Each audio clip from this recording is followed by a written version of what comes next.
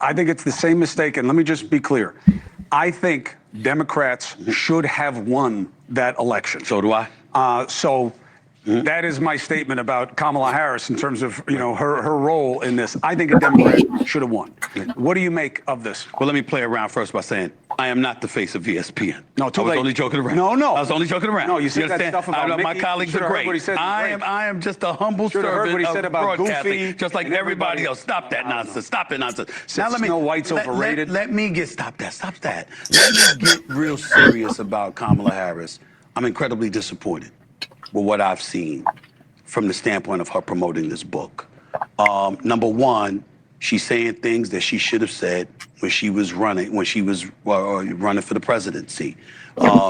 She was quiet and deferred to her loyalty and gave Joe Biden much of a bigger voice than she needed to when she was indeed the Democratic nominee. She came across as somewhat leaderless at that particular moment in time, which is something that Trump was pointing out. Then to come out with this book after you lose the election, after you lose the popular vote for the first time for a Democrat since 2004, after you lose every swing state, after young blacks, young Hispanics, all of those numbers dipped in Trump's favor because of you. You come out with a book and you're talking about Governor Josh Shapiro of Pennsylvania, who I interviewed last week. Oh, he was too ambitious. You're looking at Gavin Newsom. You pointed out how he didn't return your calls. You were talking about the tepid response that you got from Michelle and Barack Obama. You talked about Biden and how, it shouldn't have been about egos and all of this stuff. Nobody wants to hear this now. This is the problem. And this is why I believe her political career is over. Listen, I'm not as connected to the political apparatus as you are, but I've had some people come up to me since those quotes from her, the excerpts from her book came out. And they said to me last year, you know what a couple of people said to me? They said, we ain't taking her calls. How do we know that she's not taping them? How do we know she's not taping our phone calls? What are you doing revealing private conversations? Okay?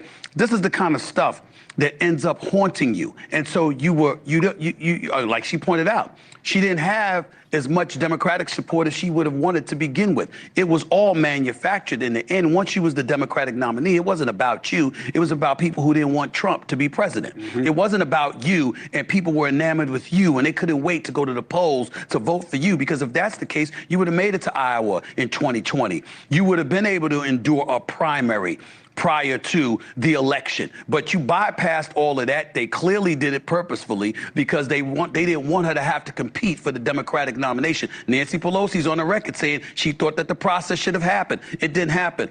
All of these things that she comes out and she's speaking about now, I think she's doomed. And then last but not least, listen, I got a lot of problems with Donald Trump, a whole lot of problems. I truly, truly do.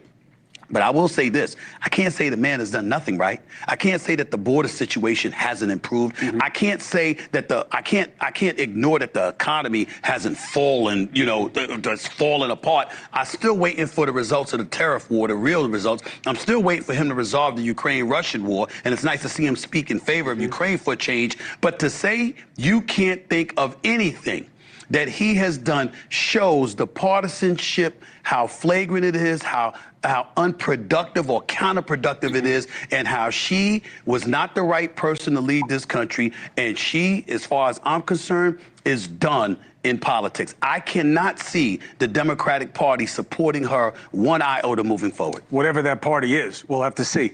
Three things. One, a window into the reality that two things are true at once. Joe Biden was off his game and ailing, but also completely in control of this. And he held the party hostage until he got to pick who was going to take it if he was going to step away. And he picked her, and I don't know that he had good motives or bad motives in doing it. He would have to explain that. But he wasn't brain dead, okay? He was in control of the whole party through this process, and it comes out in her book. Two, her mistake that may seal her fate is this book should have been about what happens next. Yeah. That's what it should have been. That's what a leader does. Here's what I learned from how I got here. That's the short part. And what she should have owned. Yeah. And what she should have owned as opposed to pointing fingers. Take it and then do what Democrats at their best are best at, which is here's how it can be done better. That's how you get Bill Clinton. That's how you get a Barack Obama. That's how you get a Mario Cuomo, frankly, at New York. He was never supposed to win. Nobody wanted him. He was an outsider. you can do it better. That's what this book should have been about. So I agree with a lot of what they said. So I haven't read the memoirs. I'm probably not going to read it. I'm not mad at anybody trying to make some money based off of previous experience, whether a previous experience was a win or a fail. Yeah, I'm not mad at that. But I do agree a lot with what they said. And they did cover a lot. So I don't think her political career is over. I don't. I don't think she any longer has an opportunity to make another presidential run, especially based off the previous campaign. I don't think. I think those aspirations may be over. Her political career entirely, maybe not. But as far as like another presidential run, I don't see that happening. I do think it's a combination of a few things. Her support and everything did seem manufactured. Even just the way that she became the candidate because of everything that was going on with Biden, even all of that did seem just completely forced, manufactured. All of that, her support, everything. None of it really seemed genuine as far as her campaign and everything. And it kind of just seemed like Trump was just beating her at every point along the way. I do think that she was handed a bad situation from Biden. So I think she was already, in a sense, behind the eight ball. I do think that she was handed a bad situation. I also think that she ran a terrible campaign. I think that she just did a bad job. She just came off completely tone deaf in a lot of different areas. We know that politicians lie and everything, but it just seems like she was just lying about stuff that she just didn't have to lie about. Like when she lied about her working at McDonald's, and then someone pulled up the picture of the real person that worked at McDonald's, and I guess her team photoshopped her face on that woman's body, and she tried to paint this picture that she worked at McDonald's. Is like, hey, I understand you're trying to paint the picture that hey, you had a regular job just like all of us, but you couldn't find another way to tell that story. You had to make up this lie. Like, why would you lie about that? It's like, I don't know. There's a lot of things like that. It just came out very disingenuous. I think that she had a really, really tough time connecting with people, and a lot of people, she just seemed to rub a lot of people off the wrong way. I know that Trump does that as well, but I just think that he did such a better job as far as connecting with people, kind of like when she called him, I think, like a piece of trash or something like that. And then the next day, he's out there with the garbage truck people, and he just found a really smart, clever way to spin that in a way of connecting with the people. Like whoever was in charge of his campaign, as far as him sitting with Rogan, like as big of an audience that Rogan has, that was a smart move. And I know that I think in another interview that she said that Rogan turned her down, but Rogan actually said, no, that's not the case. I offered them both. I wanted to interview them both. But my only thing is you got to come here. You got to come to my platform where I do all of my interviews, which makes sense. But Trump took the invite. She didn't.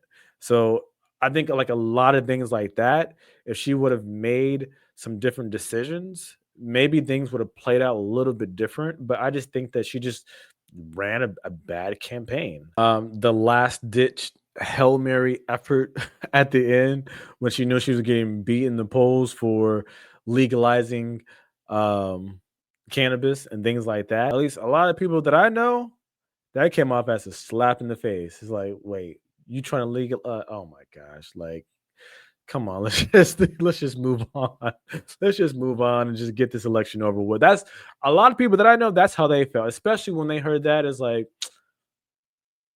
are you serious? Really? You think that's what we want? Even if some people really want it, and I know that some people do, it is when she did it at the time, especially the timing of things and the situation surrounding it, it really just came off as a slap in the face. So I don't think her political career is over, but as far as another presidential run, I really don't know the likelihood of her being successful with that. But how do I feel about this? Do you guys think that her political career is over, or do you think she has a real shot at becoming president again? Also, side note, how do you feel about Stephen A actually making a realistic run at president? When I initially heard it, I just thought that it was all just smoke and mirrors. It sounds like he is actually really considering running in 2028 as the president. So how do y'all feel about that? Drop a like and a comment below. Let's have a conversation. Also, make sure to subscribe to the channel, and I'll see y'all in the next video. Peace.